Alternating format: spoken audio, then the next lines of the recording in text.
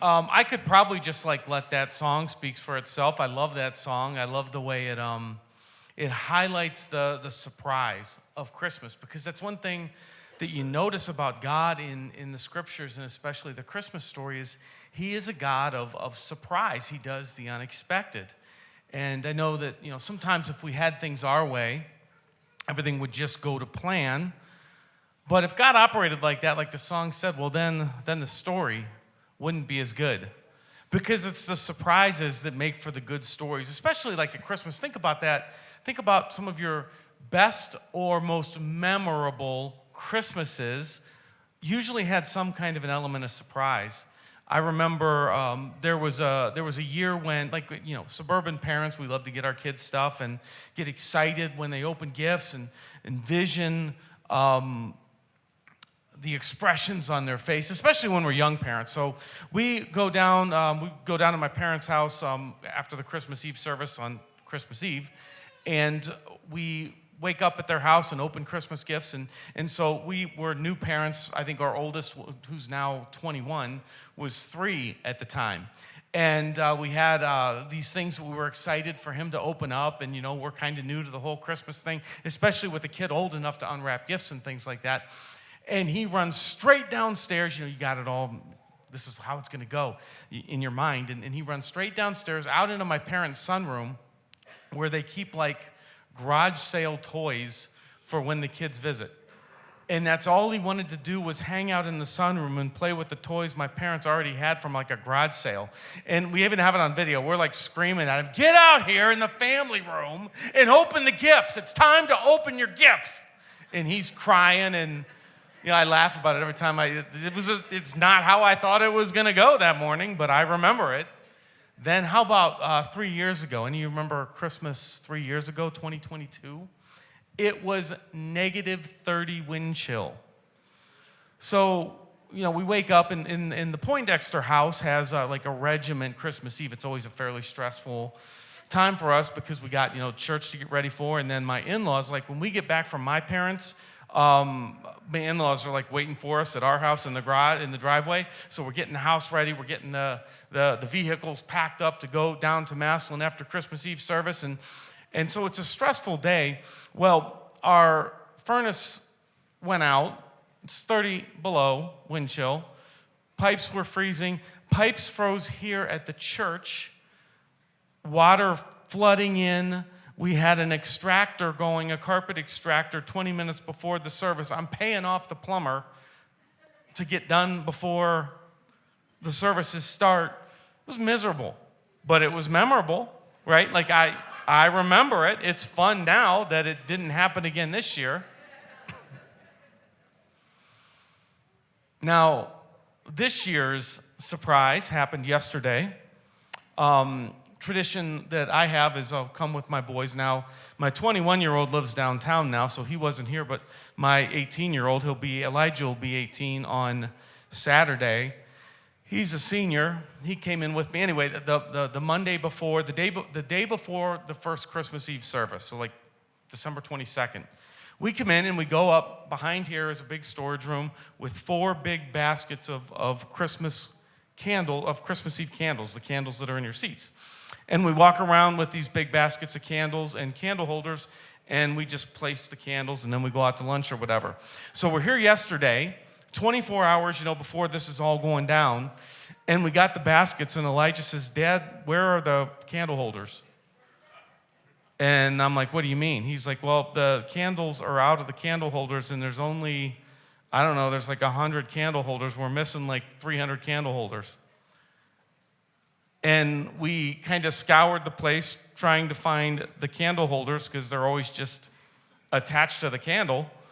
And then I panicked a little bit. And so I called Hobby Lobby, who informed me that they could have them for me next week. Amazon wasn't doing anything overnight this time of year. So Elijah said, "Well, we got these plastic coffee lids." And at this point, there's not a good option. And I'm like, Silent Night is one of a couple sacred moments in this church. You cannot mix coffee lid, candle holders with Silent Night. But if you look at your seat, you'll probably see that we did in fact do that. But I guess that's okay because that's kind of the way the Christmas story rolls. It's stuff that doesn't go in sacred moments, finding itself there. So if we think it through, you start the Christmas story with where it all began, and you get a manger. You get a stable and a manger. Like you would expect God sending his son to land in like a palace, right? Like he's delivering his son, and you'd think it would be a palace well kept, and instead, it's a feeding trough. A feeding trough. That's where the story starts. Talk about mixing the sacred with common, right? Because that's a pretty sacred moment. God takes on flesh and is born as a baby, and yet we see the manger. And then we get the shepherds there, and that's an incredible story in and of itself because like you'd think maybe some dignitaries, like some people of influence, maybe royalty, maybe like priests, the spiritually elite get the invite to the delivery room. But instead it's shepherds, and they didn't have much clout in society. Like today it'd be like God saying, and bring me a cashier and a Walmart greeter and a roofer. And get them in the delivery room now. I want them to be here. Nothing wrong with any of those jobs. I'm simply saying that that's surprising. Like that's not who you'd expect to get an invite to ground zero. But God has this way of mixing the common and the sacred. We think about like the parents. Think about Mary and Joseph, and you'd think that God would give some kind of status, some kind of clout to the man and woman that were going to raise the Son of God. But instead, he goes the unwed mother route, which especially in that day and time, that was like scandalous. And he didn't do anything to somehow mitigate the scandal. Like here's a laminated card that says, conceived by the Holy Spirit or something. I don't know what you do to, but they get nothing. Like they run with the scandal. So you see these moments where the common is mixed with the sacred. And it's actually how the Christmas story rolls. Now, I want to take a minute to connect our theme for the month, which has been Light Up Christmas, because it fits really well with the Christmas story and the mixture of the sacred and the common, or the surprise, the unexpected. Because like the OG Christmas light, the Star of Bethlehem, the Christmas star, it hung in the sky so that the three wise men, the Magi, the wise men, could make their way into the Christmas Jesus story. And this is incredible because the Magi, that's short, that's like a form of the word magic, because they were essentially sorcerers. In an ancient Jewish culture, sorcerers don't fit. Like I believe in a kind and inclusive God, but sorcerers ain't in the club, according to Scripture. Like the dark arts is a no-no. And yet there's this giant blazing star in the sky guiding these people who don't belong into the presence of the sacred. So let's take a look. Here's what the Scriptures say. Matthew 2, after Jesus was born in Bethlehem in Judea during the time of King Herod, Magi from the east came to Jesus and asked, where is the one who has been born King of the Jews? We saw his star when it rose and have come to worship him. Now, biblically speaking, you're not even supposed to be looking at stars. So God really met these people where they were and drew them to Jesus. And then here's the response. On coming to the house, they saw the child with his mother Mary, and they bowed down and worshiped him. Then they opened their treasures and presented him with gifts of gold, frankincense, and myrrh. They were drawn into the story. They didn't belong there, Not by a long shot.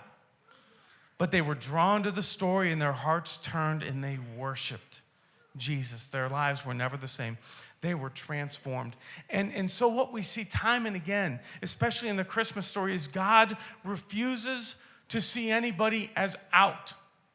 He refuses to say that doesn't belong, they don't belong, and he invites and he draws. Now, here's a Christmas light verse from John chapter 1. It says, the true light, they're talking about Jesus coming into the world, the true light gives light to everyone. The true light that gives light to everyone was coming into the world. So who was this light for?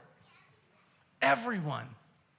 Everyone, because God continually mixes the sacred with the common, the sacred with things that don't belong. So when maybe you look at your life and you feel like you don't belong, you feel a million miles away from God, you feel like you're in darkness, well, guess what? God is still inviting you because he mixes the common and the sacred. And there's nothing more Christmassy than that. One more word about those candle holders. When I realized that we were out of options, I reached out to a few of my buddies here in Brunswick. Dave Ambrose is the senior pastor at Heartland. Sean Brennan at Hope Church and Dan Toot at Reformed Church. And I texted those guys and I said, hey, any chance you guys have candle holders? And they all said that they did and offered it. So if you want real candle holders, quick run, leave, and go to one of those churches, and you can all have the real thing. But I ended up telling them I'm good, and here's why. Elijah, my 18-year-old, had said to me, you know, this fits. Like, Polaris is just the kind of church that uses plastic lids for Silent Night.